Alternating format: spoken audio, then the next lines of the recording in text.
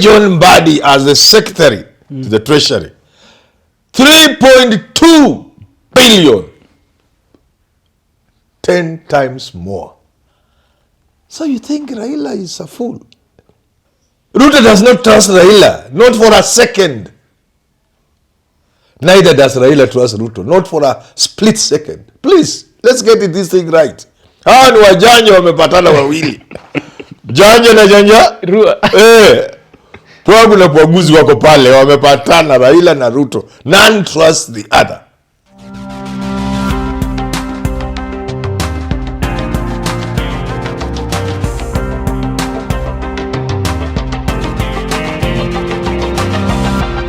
Hello there and welcome to Herman Manyora's YouTube channel. My name is Jadil Kabir. It is always a pleasure to have you joining us for our political conversations to help build the politics and help our leaders in making better policy decisions. I'm here with Prof. Manyora. Great to see you. We're going to talk about what is happening in Nyanza. James Orango is receiving a lot of heat. Yes. Oburu Odinga is actually calling out James Orango, telling him to leave ODM if he's fighting government. ODM, there's a broad-based MOU between Raila Odinga and William Ruto. They are working together. First of all, what are James Orango's words or James Orango's, push for Kenyans to actually call out Ruto? What impact do they have on Raila Odinga? You know that Orango is not just another Luo from Siaya. He's not a fisherman. Orango is James Bob Agri Orango. This is not a joke, my friend. He's a powerful voice in Luo Nyanza. Powerful voice. Only suppressed by Raila because of the politics of the day. But if they were to go head on each other, Orango is not a joke, and I'm sure Raila knows that. And therefore you cannot ignore Orango. My friend Oburu is not Orango's match. They are not in the same league. Orango is in a different league. There's someone who's saying if Oburu speaks, that is Raila speaking. True. Does this mean Raila is actually speaking through Oburu, and there is this beef they're having with James Orango for not siding with them when it comes to... But you see, who knows? Even when Orango speaks, maybe Raila is also speaking. Yeah. Is that side too? Yeah, it is possible. It is possible. Because the future is uncertain for Raila Odinga. The future is not very clear. So it's not like Raila is obviously on one side, where Oburu Odinga and Kina Opio and I are. It is not obvious. Why not? He's playing safe. Raila can play safe. Beyond Orango is holding brief for him. With the community. Oburu Odinga and these other small boys are holding brief for Raila with Ruto. Mguu moja pande iko raia, Orengo ako anakushikilia huko. Mguu moja iko pande hii kwa serikali ya Ruto, Oburu anakushikilia huko. Lakini utapasuka msamba. Sio wewe unafanya, ni vijana wako kazi wanafanya kazi, wewe umekaa una sip wine.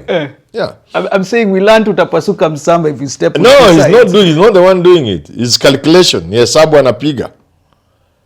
Tuko na Ruto lakini hatujui mbele iko na. Manake Ruto is not Kibaki. Let's start there.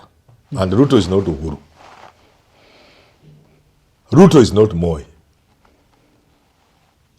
So, Ruto does not trust Raila, not for a second. Neither does Raila trust Ruto, not for a split second. Please, let's get this thing right. Hawa ni wajanja wamepatana wawili. Janja na janja? Pwagu na pwaguzi wako pale, wamepatana Raila na Ruto. None trusts the other. Not for a half a second. Does Raila trust Ruto? And neither does Ruto trust Raila. It's a marriage of convenience for as long as it lasts. For both of them. Each is looking ahead without the other. The possibility of Ruto moving without Raila is always preoccupying Ruto's mind. And so is Raila.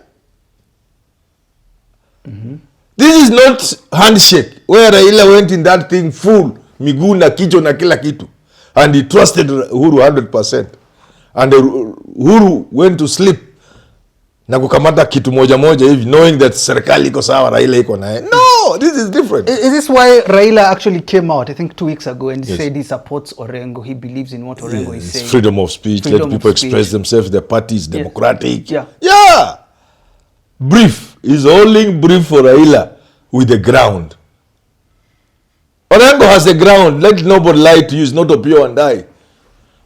It's not Mbadi, Junet. Because if it continued like this, let's say it continued like this. Let's say Raila went full throttle with Ruto up to the end, up to the wire, like they say. How many votes would Oburu get in Bondo? Leave alone Siaya. Even MCA would not win. Orengo will call the shots. Who wins in Luoland? Not Raila, not Oburu. No, that's the truth that's the true politics, not Mbadi.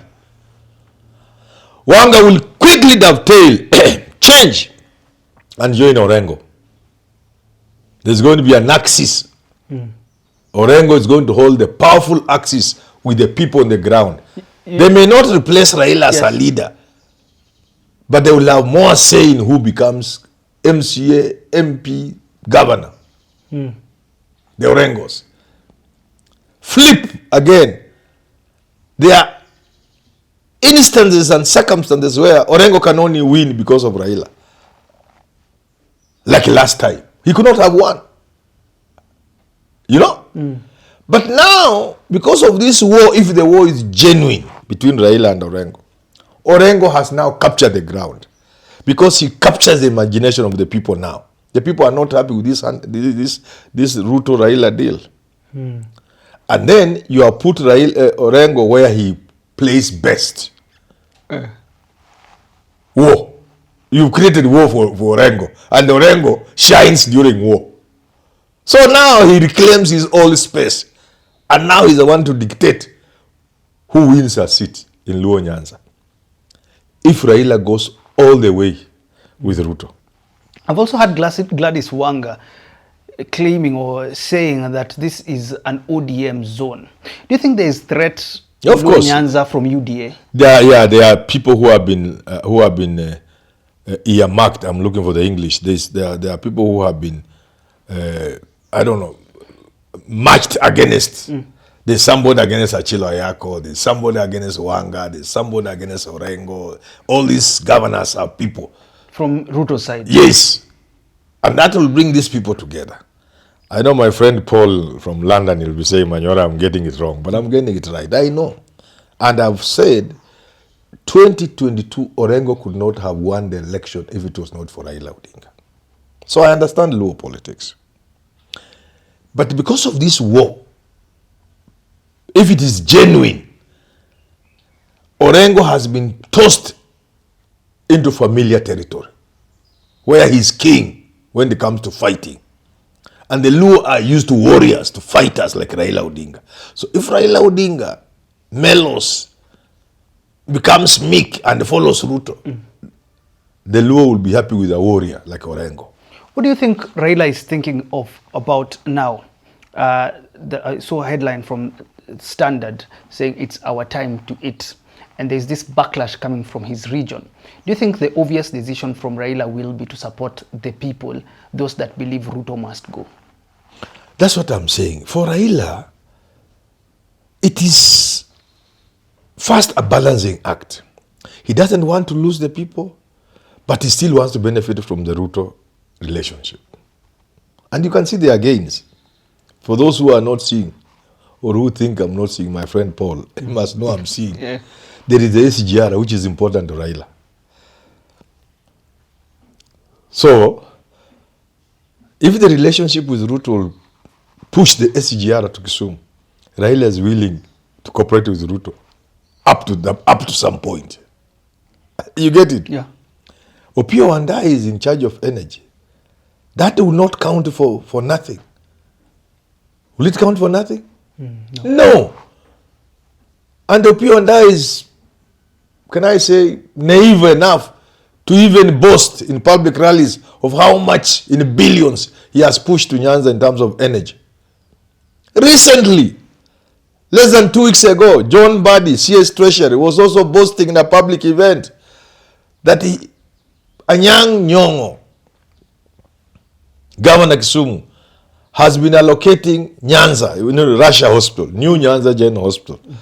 We call it Russia, where Luos were mauled by the Kenyatta guards in 1969 because it was supported by the Russian government.